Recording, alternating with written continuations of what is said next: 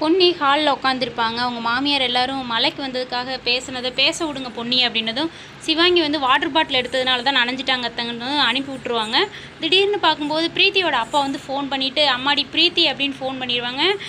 Aunty உங்களுடைய அப்பா phone பண்ணாரா அப்படிங்கிற மாதிரி, இல்லை எங்கள் ஃப்ரெண்டோட அப்பான்னு சொல்லிட்டு சமாளிச்சுட்டு பிரீத்தி போய் அவங்க அப்பாவுக்கு ஃபோன் பண்ணி, ஏன் தான் இப்படி பண்ணுறீங்களோ தெரில, நேற்று கோயிலில் வேறு நீங்கள் பேசுனதை வந்து பொன்னி வந்து உங்கள் அப்பாவா பேசுகிறாரு அப்படின்னு கேட்டாங்க. இன்னும் வேறு வந்து இப்போ வேறு அந்த பொண்ணு எடுத்துருச்சு, இப்போவும் வந்து முழுசாக நம்பலை, என் ஃப்ரெண்டோட அப்பா அம்மா தான் பேசுகிறாங்கன்னு சொன்னால், உங்கள் குரலை கேட்டதும் பொன்னி கன்ஃபார்மே பண்ணிட்டான் உங்கள் அப்பா தான் அப்படின்ட்டு. இனிமேல் நம்பினாலா என்னன்னு தெரியல, ஏங்கப்பா இப்படி பண்ணுறீங்க அப்படிங்கிற மாதிரிலாம் பிரீத்தி வந்து அவங்க அப்பாவையும் அம்மாவையும் திட்டிக்கிட்டு இருக்கிறாங்க.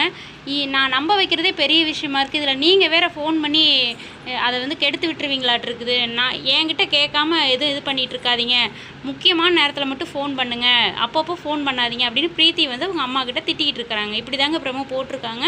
பிடிச்சிருந்தா ஒரு லைக் கொடுங்க.